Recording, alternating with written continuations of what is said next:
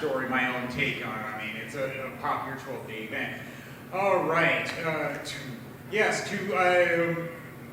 bits about pizza. There we go. I find inspiration wherever I go, and sometimes it's just before I go on stage. I was at another venue tonight, and security there said, can't take food into the showroom. And then I just happened to be there, and people had boxes of pizza. And I said, well, what's on it? Sausage, pepperoni? And then they gave one of the boxes to me. It's like, cool. So I got a pizza out of it. Right place, right time. I guess they do say that all the time because it's true about many things in life. So pizza number 2 story. I went to a job fair last week, and I'm still surprised on how things end up just by being me. Neurotic, stodgy academic, obsessive compulsive, whatever you want to describe me as.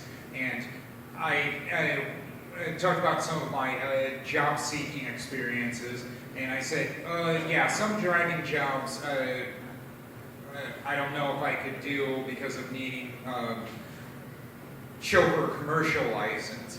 And I said, well, I had a driving job when I was in college, but I was delivering pizza. I was driving my own car, and the only passenger was the pizza. I could handle that on my cab driving. And I said, it's also helpful because the pizza doesn't talk. And one of the people at those tables laughed, and then there were some other things that they were laughing at, and then eventually I came out, and then one of the officials at the that was hosting the job fair, I went to them and said, if you heard laughing in the hall, I guess I was responsible for that. And then I told him a few more stories that he laughed at that too. And it's like, well, I guess there's a lot of truth to that. It has to come naturally, where I tend to be funniest when I'm not trying that hard. And then I ended up referring to a quote by Muhammad Ali, the boxer. He actually talked about performing at one point. He said, I tell the truth and people think that's funny. And that must be why some people laugh at my storytelling. I can't think of any other reason why, because people aren't used to hearing the truth. They're used to hearing bullshit, I guess. Kind of like Jack Nicholson, A Few Good Men. You can't handle the truth. Thank you, I heard that, good. So yeah, pizza story number 2. St. Paul Saints, their season is still happening. Museums, essentially Memorial Day to Labor Day. I went to Sunday's game because I wanted a pennant that they were giving away. And it's always fun being at a Saints game because they're not the typical baseball game. And now I'm trying to think of what was notable about being there. Going through the museum that they have now, which is on the third base side, and then somebody spoke about some of the displays there, and they said, well, they couldn't do that anymore. Yeah, that's why this is called a museum. They're telling us about the way things were, not necessarily the way things are now. I mean, there's social change, there's civil rights, and all of that. That explains why things changed compared to, say, the 1930s. Come on!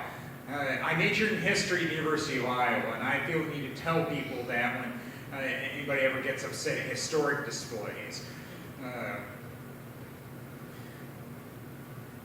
don't know how else to end that. It is kind of a known sequitur that I even have to deal with people who don't understand history or think they do, and they just cherry pick things.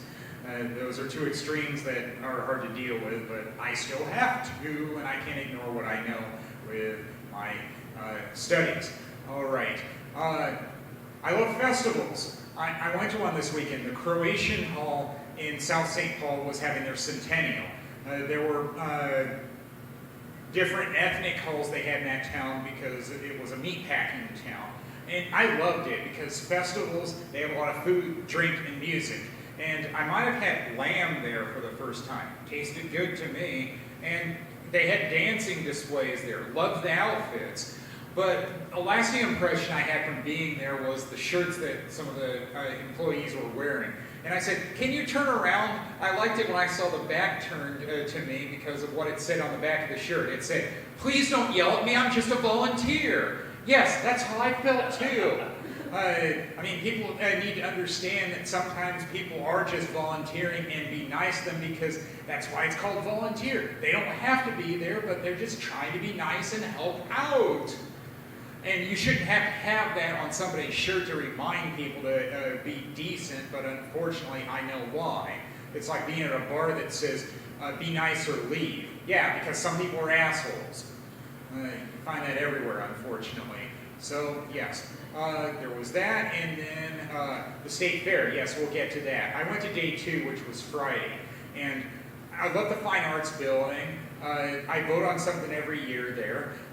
I also went to the Ag Building where they have crop art, and I definitely had to go there because Fancy Ray himself said there was crop art about him. And yeah, his was pretty good. I'll give him that. But I also like the one about Charlie Brown because I'm a Charlie Brown fan. They had one about Johnny Cash. They had one about Green Belt beer. In the center of the building, they also had displays about famous Minnesotans. So it's like, all right, they had something about the Charlie Brown creator, loved that. They had something about Judy Garland because of Wizard of Oz. They had F. Scott Fitzgerald. They had Prince. I mean, there's something for everybody at the state fair. That's what I like about it. I guess that's the point. The Great Minnesota Get-Together. It's not just a marketing slogan. Sometimes I watch free movies from the library. This week it was Badlands because I love road movies, and I found it on a list of road movies online. And I like Marty Sheen. And I tried Googling that name, Marty Sheen, not Martin. Nothing came up. So I guess I'm going to be the weirdo that wants to call him Marty Sheen, but at least people probably still understand me. He's an everyman, so I think that's why I liked him in this role and so many others. His sons, well, it depends on the movies that his 2 sons do, but Marty is usually good in every role he does. So I guess that's how it's been lately. Thank you. You've all been great. Woo!